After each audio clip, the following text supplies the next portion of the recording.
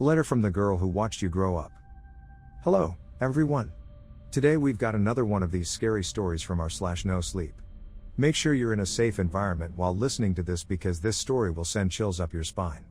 Before we start, if you have some scary personal experiences that you want to share, feel free to email them to me. Let's get started. First letter. Hi. The first time I saw you, I was surprised I could see you. You had a small turtle in your hands. You kept calling it Michelangelo, which I assumed was a nod to the Ninja Turtles. You tossed your long, brown hair behind your back and knelt to place the turtle on the ground. You were excited to see it wobbling on the grass. It reminded me of my cat and how I used to play with him when I was your age. I witnessed your entire childhood from my small window. Your first ride on a bicycle. Your first day of school. Your first real friend Brenda. Your first day of middle school and the cute uniform you got to wear. The time you won the science fair and you brought home a trophy shaped like a cell. You were such a happy girl. I saw you grow older. Your body changing.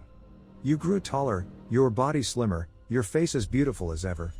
I witnessed as others started to notice you differently. The stares from the jealous girls. The googly eyes from the young boys. As all this happened before my eyes, I noticed myself changing too. I got older. I got weaker. I got disillusioned. Bruised. I lost my will to escape my painful life. All I had was this window to your life to keep me going. I lived my days through yours.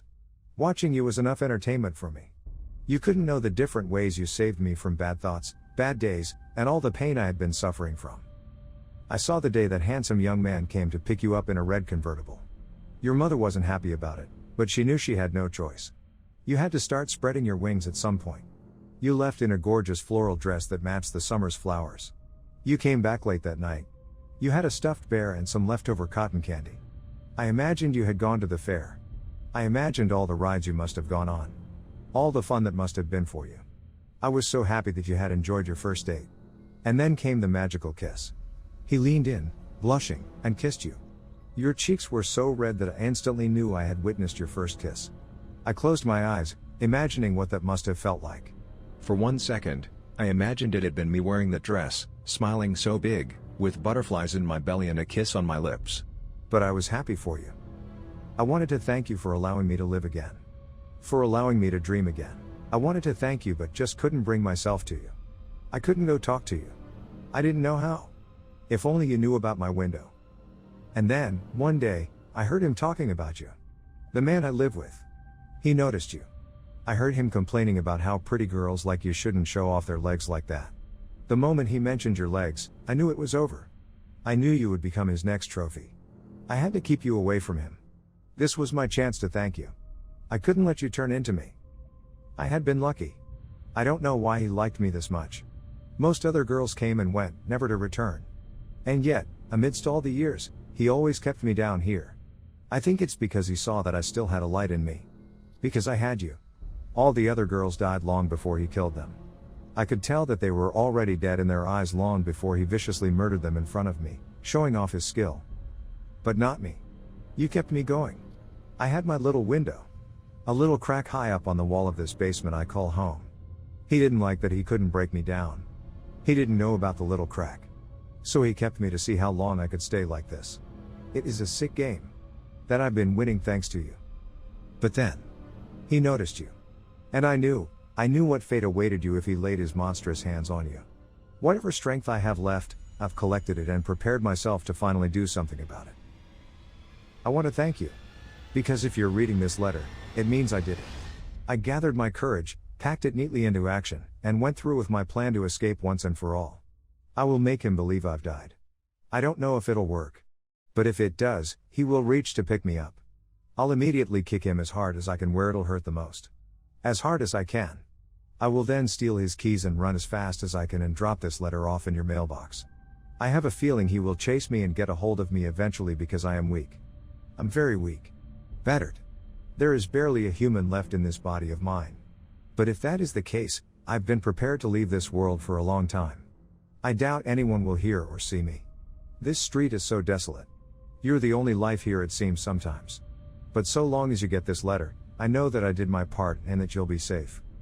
Monsters are real. This one is named Ryan Morehouse. He is your front door neighbor. I have been kept captive in his basement for a very long time. I've lost track of the years, but I believe I must be in my late 20s by now. I was 15 when he first brought me here. My parents must have looked for me. Please don't tell them about me. I don't want them to know about the tortures he put me through. I don't want them to see me broken down this way. I just want you to report him to the police. His evil nature and depraved mind can only be stopped if he is caught behind bars. They will find bodies dangling in the walls of the basement. I've learned to live with the smell by now, but they will notice it the second they step down here. There are a lot of young girls in the walls of my room down here. Tell them to treat them delicately. They were good girls. They've been my companions. My friends. Most of all, I want to thank you. You're the only thing that kept me going. You were my light. And now, I'm escaping thanks to you. Escaping this awful room. Escaping this awful life. Even if it means I finally get to die. With love. The girl who watched you grow up. We found this letter in our mailbox. After contacting the police, they entered the home of our neighbor across the street. Over 5 days, they found a total of 15 bodies hidden in different parts of his house. He had plans to kidnap our daughter, but thanks to this mysterious stranger, his plan was intercepted. We still have not found the girl who wrote this. We like to think she made it out alive, but, sadly, it isn't likely as Ryan Morehouse is also missing. We don't even know her name. But we did find the little crack in the wall, the one where she saw my daughter grow up from. Second letter. Hi. It's me. It's been a while since I last wrote you. I read in the newspaper that you received my letter. I guess you know about me now. I bet you're wondering who I am, what my given name was, who my parents were, where I lived, where I went to school, what I dreamt of becoming when I grow up. I don't know. Maybe you didn't wonder. Maybe I just wished you did. Maybe I just wished someone did. When you're locked away for so long, watching as the world passes by, not taking a second look at the blue house with the man with the fake smile, you start to understand that you don't matter. You start to understand that the world only cares about the sensationalism and scare factor of a missing teen. They don't care about the face in the missing poster. And that's when you begin to float. You float when he talks to you. You float when he beats you. You float when he enters you. You float. Far above it all. I read a long time ago that when you go through a near-death experience, many patients claim to hover above their bodies, watching as doctors and nurses work to save them. They floated. This is a mechanism of the brain when it is going through extreme trauma. The event is so inconceivable to the brain that it begins to react in bizarre ways. It becomes detached, or at least, pretends to, so that the patient feels safe. Well, I did that. I floated, watching from a distance the things that were happening to me. I guess that's what happens to you when you die a little every day. I guess that's what happens when they kill you a little every day. He was dashing. He was clever. He knew all the words to say. In one single second, our paths crossed and he changed my life forever. I can still clearly see that second in slow motion, the way his smile became distorted, the way he twisted my arms, the way my heart sank and drowned. Abduction is a heart-wrenching, soul-destroying transaction between the captor and the abductee. In one single moment, you realize you've made the greatest mistake of your life. You wish you could go back for just one split second. Back to when everything was still alright. Back to when you were still only a naive, innocent child. But you can't. It's over before you even had a chance to process it. And although you always thought you would fight like a beast in a situation like this, and you always thought you would defend your body and mind with every single cell in your body, you don't. Something inside you breaks and you easily become his prisoner. You quickly believe you deserve this for being such a fool. You quickly descend into madness I wish upon no one. By now you know that I lived in a labyrinth of horrors. My pain seemed eternal. It seemed like purgatory. Sometimes, even now, I wonder if I'm not still there, if all this is just some neurons in my brain creating nicer pathways and showing me the life I wished I had. But there is one thing I always remind myself of when I begin to have these intrusive and deluded thoughts: children grow up.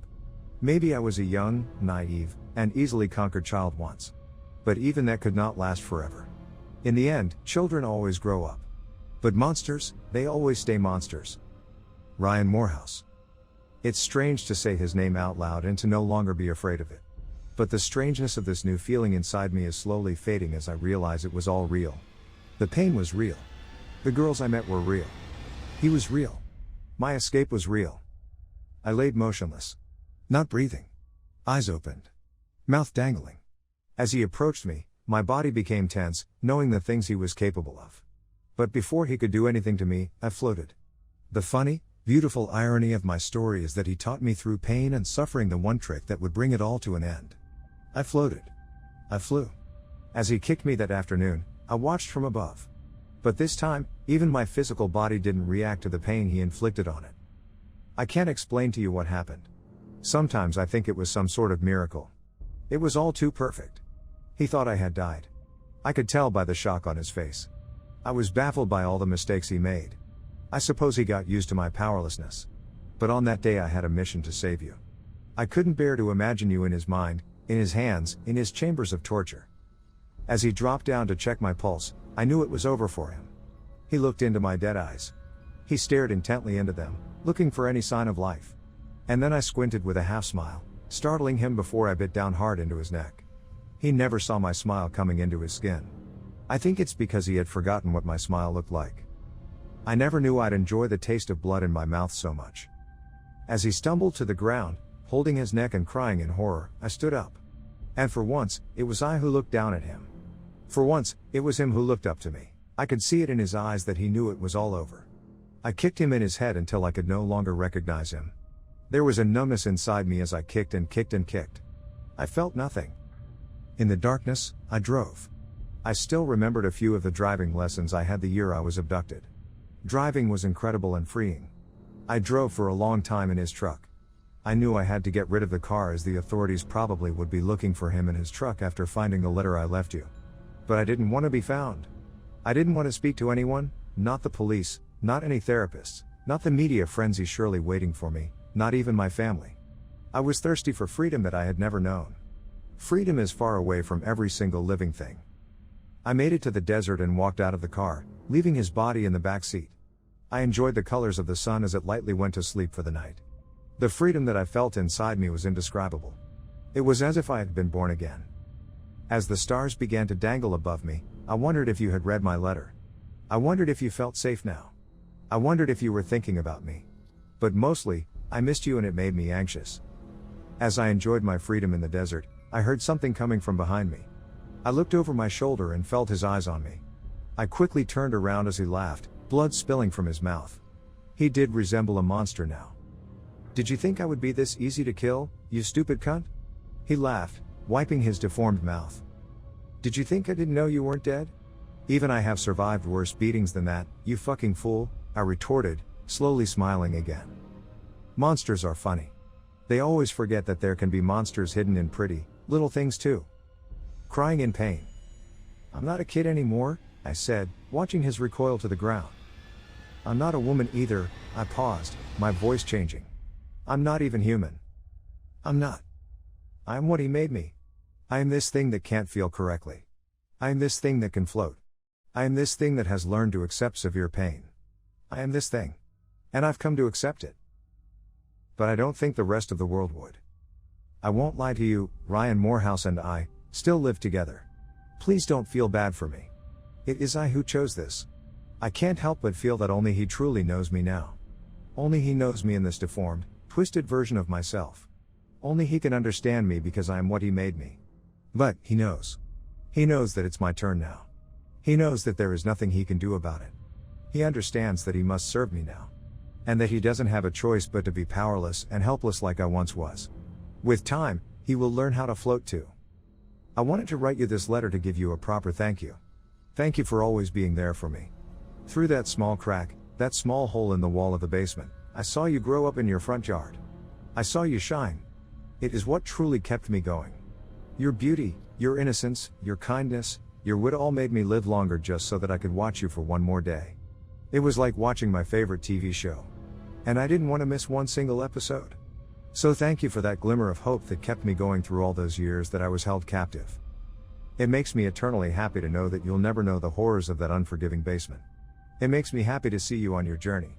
It makes me happy to know that you've put the fear of Ryan Morehouse behind you. I'm ecstatic that you've chosen criminal justice as your major. I'd like to believe that I had a little influence on that. I love the way you've decorated your dorm room. I also love what you've done with your hair. When the sunlight hits it just right, the highlights make you look like an actual angel. You might be wondering how I know all of this. Well, I wanted to admit something to you. I still get panic attacks. I still get horrendous flashbacks and I end up almost drowning in my sweat at night. So, I have done what I've always done to reduce my anxiety. I still watch you. Last night, I had one of the worst flashbacks since I escaped. I could feel him inside me. It was physically painful. So I ran out of my house and drove over to spend some time with you. Watching you sleep made it all go away. The way your chest rhythmically moved up and down brought a calm over me that I've only known when watching you. I apologize that I still have not physically introduced myself to you. I'm just not ready to come out to the world yet. I still have some things to do with Ryan Morehouse before I can reveal myself. But do know, one day, as all monsters do, Ryan Morehouse will expire from this world. And perhaps, only then will I be truly free. Free to come and introduce myself to you. And maybe then we can be real friends. Maybe then, you can accept me for who I am. In the meantime, thank you for your help in my time of need. I'll see you soon. With all my heart. The girl who watches you from afar. 6 months ago, we received a letter. It was a bittersweet moment. We rejoiced as we realized our daughter was saved from a horrific man, but we were saddened to find out that we had lived in front of a house where many young girls had been held captive and murdered. Most of all, we prayed that we could find the anonymous girl who left us the letter. Although we received many messages asking us for an update, we were asked by the detectives and agents not to share information as the investigation was active and ongoing. Normally I would respect the wishes of law enforcement, however, I find myself in a difficult position.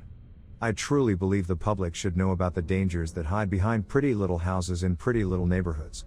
It is nauseating and petrifying. This is why I've chosen to share it all. The first time we received a letter from the victim, we were thankful for the writer, for the girl. But this second letter has left us shocked and frightened. Once again we are left with unknowns. The unknown of whether our daughter is now being followed by a stranger. The unknown of the mental state of this stranger. And the unknown identity of the girl who watched our daughter grow up. Wherever you are in the world, I hope you stay safe and sound. What do you think about this story? What did you feel while listening to this? Let us know in the comments down below.